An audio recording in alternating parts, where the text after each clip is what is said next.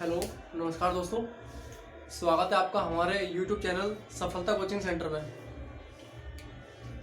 दोस्तों, आज का हमारा टॉपिक है मेटल कार्बोनेट, जो कि BSc third year chemistry inorganic chemistry का टॉपिक है। तो देखिए,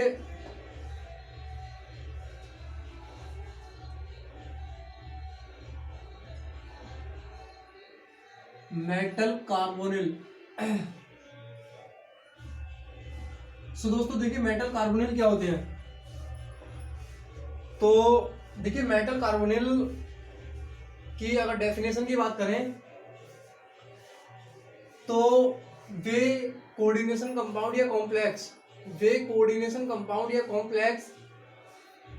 जिनमें कार्बन मोनोऑक्साइड के साथ ट्रांजिशन मेटल पार्टिसिपेट करता हो, ठीक है ना।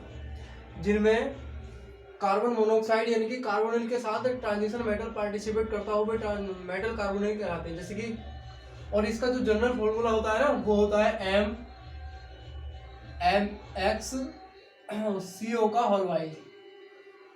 ठीक। ये एक मेटल कार्बोनिल है, ठीक है ना। मतलब ये जो होता है ना, ये कोऑर्डिनेशन कंपाउंड होता है। क्या होता है? कोऑर्डिनेशन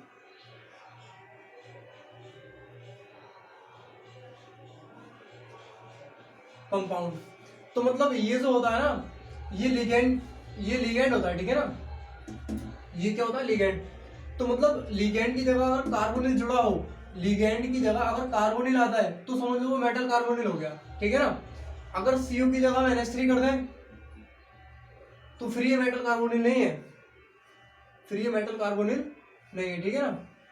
तो लिगेंड की जगह अगर कार्बोनिल है, मतलब कार्बन मोनोऑक्साइड, तब वो मेटल कार्बोनिल बन जाता है। ठीक। मतलब इसकी डेफिनेशन ये है कि वे कोऑर्डिनेशन कंपाउंड या कॉम्प्लेक्स जिनमें कार्बन मोनोऑक्साइड के साथ ट्रांजिशन मेटल पार्टिसिपेट करता है वे मेटल कार्बोनिल कहलाते हैं। जैसे कि एग्जांपल के तौर पे ये हो गया आपका निकेल टेट्रा कार्बोनिल, उसके बाद आयरन पेंटा कार्बोनिल, और ये होता है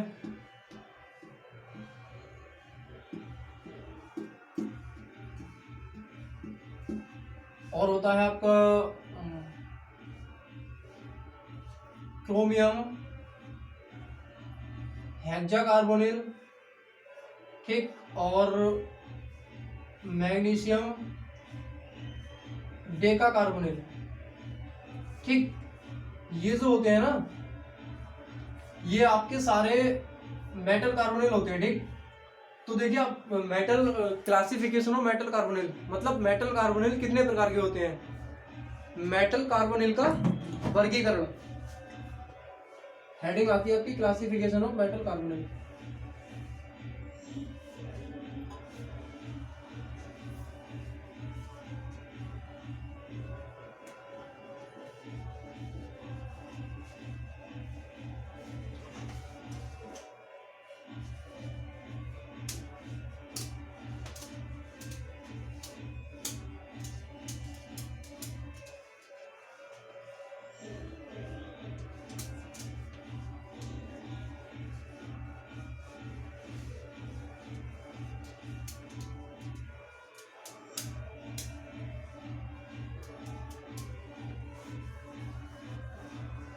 तो देखिए, इसके अंदर हेडिंग होती है आपकी एक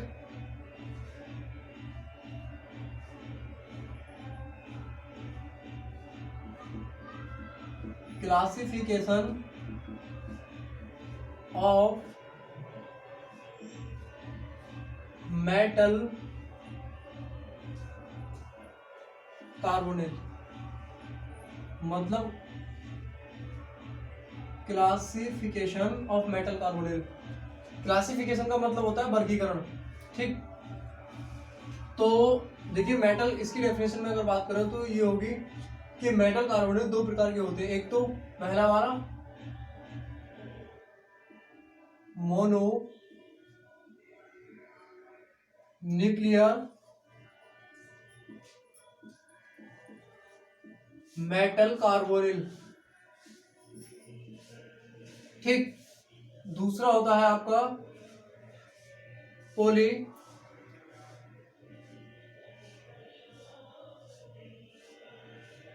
देखिए मोनोन्यूक्लियर मेटल कार्बोनिल क्या होते हैं? देखिए वे मेटल कार्बोनिल जिनमें कार्बन मोनोऑक्साइड के साथ केवल एक ही मेटल एटम पार्टिसिपेट करता हो, ठीक है ना। मतलब वे मेटल कार्बोनिल जिनमें कार्बन मोनोऑक्साइड के साथ, ठीक है, या फिर कार्बोनिल के साथ, किसके साथ, ये जो होता है ना, ये कार्बोनिल भी होता है और इसको कार्बन मोनोऑक्साइड भी बोलते हैं। ठीक, इसका आईयूपीएसी का नाम देखें तो कार्बन मोनोऑक्साइड, लेकिन ये कार्बोनिल भी होता है, ठीक है। तो मतलब वे मेटल कंपाउंड या फिर मेटल कार्बोनिल जिनमें कार्बन मोनोऑक्साइड के साथ केवल एक ही ट्रांजिशन मेटल पार्टिसिपेट करता हो, ठीक, वो मोनोन्यूक्लियर मेटल कार्बोनिल कहलाते हैं। फॉर एग्जाम्पल, इसका देखिए एग्जाम्पल क्या होता है, इसका फॉर्मूला, जनरल फॉर्मूला क्या होता है, इसका जनरल फॉर्मूला होता है MCO का होल बाई M1 होता है एक प्रकार से, तो 1 जो है ना सो नहीं करते हम। ठीक, अब इसके और एग्जाम्पल क्या हो सकते हैं, देखिए निकेल टेट्रा कार्बोनिल हो गया, और उसके बाद आयरन पेंटा कार्बोनिल हो गया, उसके बाद आयरन पेंटा कार्बोनिल हो गया, उसके बाद जो है आप बात करें उसकी क्रोमियम हेक्सा कार्बोनिल हो गया, उसके बाद, हाँ ये एग्जाम्पल होते हैं, ठीक है ना। अब दूसरे नंबर पर आपका आते हैं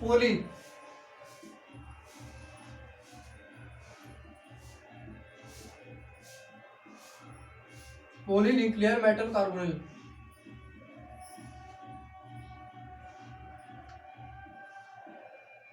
पॉलीन्यूक्लियर मेटल कार्बोनिल, तो देखिए पॉलीन्यूक्लियर मेटल कार्बोनिल क्या होते हैं?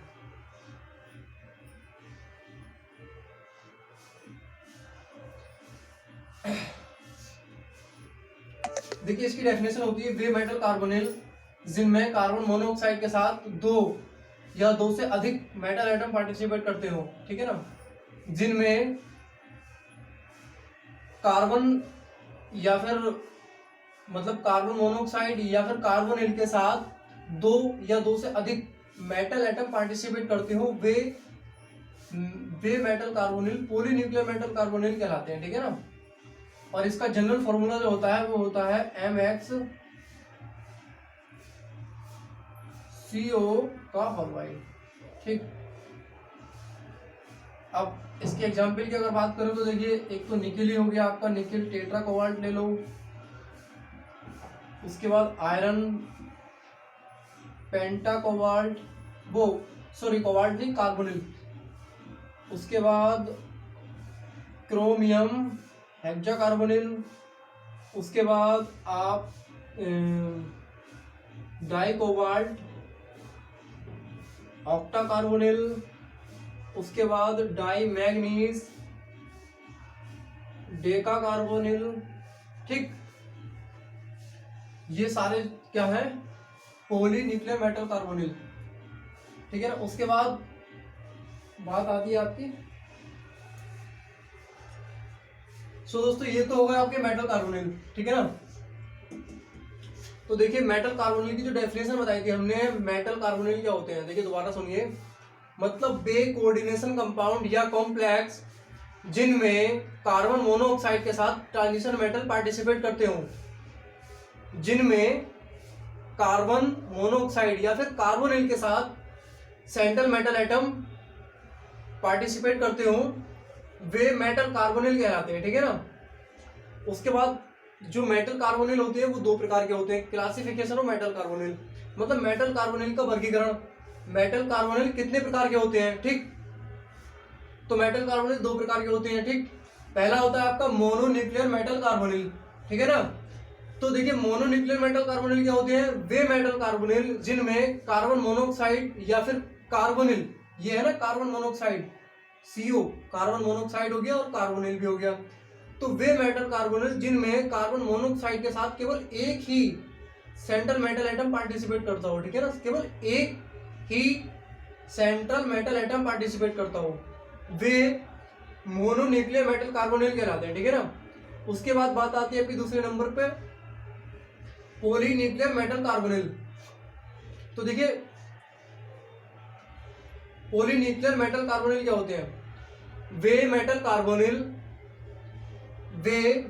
कार्बोनिल जिनमें कार्बन मोनोऑक्साइड के साथ दो या दो से अधिक मेटल एटम पार्टिसिपेट करते हों, वे metal carbonyl polynuclear metal carbonyl कहलाते हैं। जैसे कि एग्जांपल के तौर पे दो, जैसे कि डाई कोबाल्ट और ऑक्टा कार्बोनिल हो गया, डाई मैग्नीज, डेका कार्बोनिल हो गया, ठीक है ना।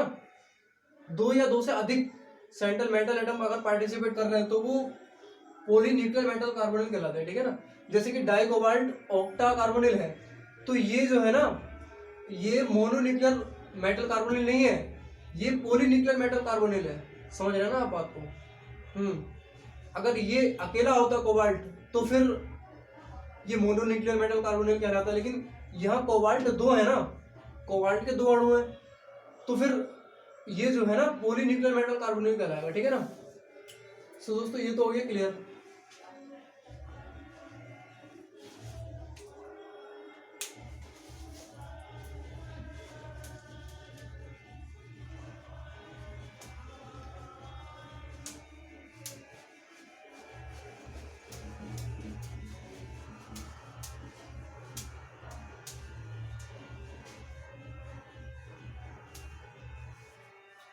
अब देखिए अगली हेडिंग आती है आपकी बॉन्डिंग इन मेटल कार्बोनिल। अगली हेडिंग आती है आपकी बॉन्डिंग इन मेटल कार्बोनिल, ठीक है ना।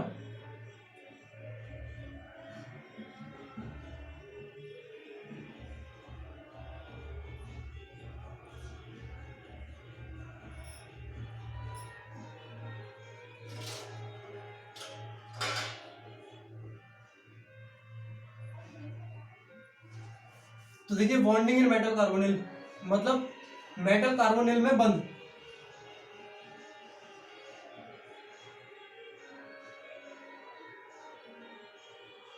मार्कर कुछ ऐसे चल रहा है, जरा बोर्ड गीला है।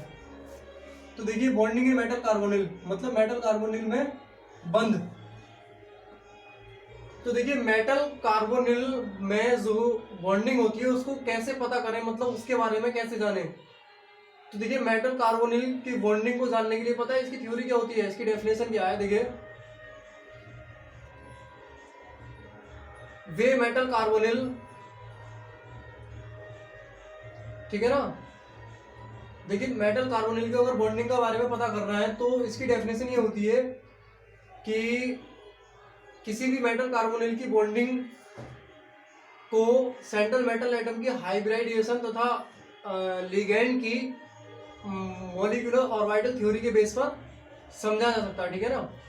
किसी भी मेटल कार्बोनिल की बॉन्डिंग को किसी सेंट्रल मेटल एटम के हाइब्रिडाइजेशन, जो सेंट्रल मेटल एटम होता है ना ये निकिल, तो इस निकिल की जो हाइब्रिडाइजेशन है ना उसके बेस पर समझा जा सकता है। और इस कार्बोनिल की जो मॉलिक्यूलर ऑर्बिटल थ्योरी है ना उसके बेस पर समझा सकता है, ठीक है। दो चीजों के बेस पर हम मेटल कार्बोनिल की बॉन्डिंग को समझ सकते हैं, ठीक है ना। तो देखिए इसकी थ्योरी सीधी सी होगी कि वे मेटल कार्बोनिल जिनमें सेंट्रल मेटल एटम के बेस पर सेंट्रल मेटल एटम के हाइब्रिडाइजेशन तथा कार्बोनिल के मॉलिक्यूलर ऑर्बिटल थ्योरी के बेस पर समझा जा सकता है, ठीक है ना। और देखिए इनमें क्या होता है ना, बैक डोनेशन और बैक इलेक्ट्रॉन को बैक करने की टेंडेंसी होती है, ठीक है ना। बैक डोनेशन तथा बैक करने की टेंडेंसी होती है। और इसका जो एग्जाम्पल होता है वो ये, इस एग्जाम्पल के द्वारा इसको समझा जाता है, ठीक है। तो देखिए पहला क्या होता है, हाइब्रिडाइजेशन ऑफ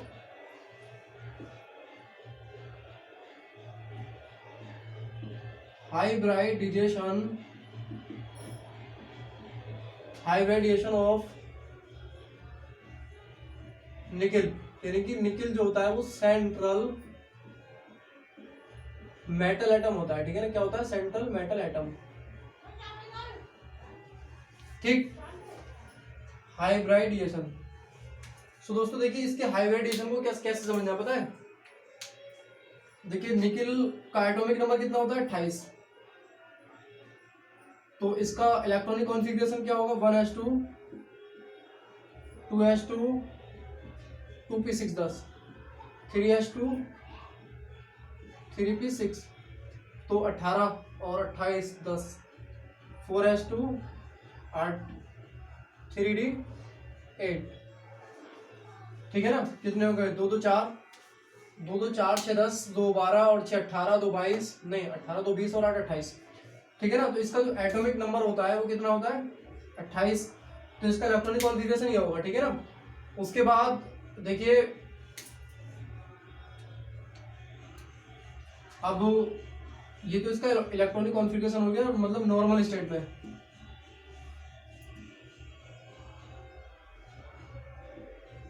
निकल इन नॉर्मल स्टेट, ये होती है नॉर्मल स्टेट।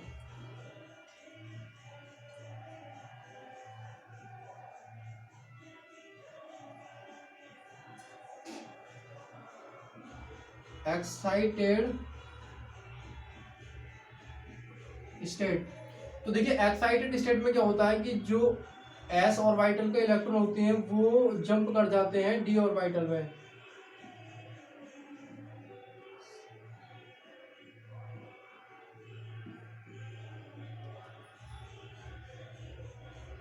ये जो है जो 2 ऑर्बिटल है वो डी ऑर्बिटल में जंप कर जाएंगे, 4s2 वो 4s0 और 4p0। मतलब एक्साइटेड स्टेट में जो होते हैं ना वो इलेक्ट्रॉन एस ऑर्बिटल के जो इलेक्ट्रॉन होते हैं वो डी ऑर्बिटल में जंप कर जाते हैं, ठीक है ना। तो ये जो 2 इलेक्ट्रॉन है वो डी ऑर्बिटल में पहुंच गए, तो डी ऑर्बिटल में कितने इलेक्ट्रॉन हो गए 10 और यहाँ कितने बचे 0। उसके बाद होती है हाइब्रिडाइजेशन। तो देखिए इसका हाइब्रिडाइजेशन क्या होगा,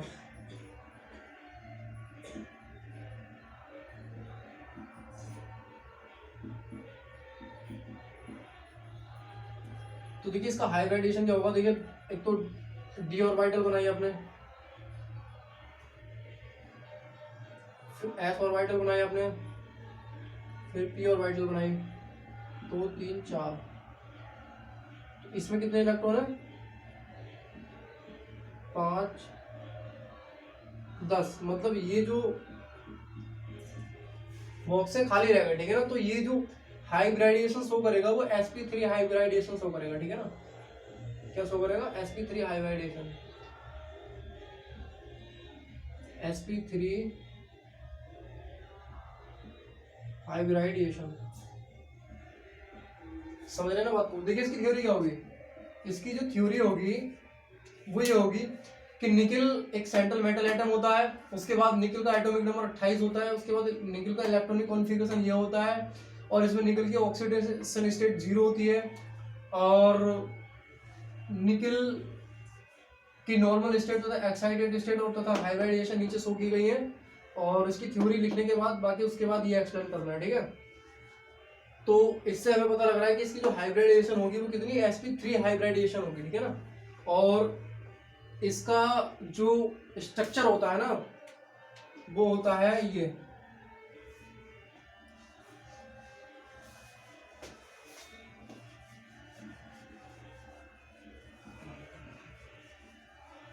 देखिए दोस्तों इसका स्ट्रक्चर जो होता है, जैसे कार्बोनिल ले लिया हमने, निकल ले लिया सेंट्रल मेटल एटम में, तो इसके और पास कितने हैं 4 इलेक्ट्रॉन है ना, 4 लिगेंड है कार्बोनिल। तो इसकी जियोमेट्री ये होगी,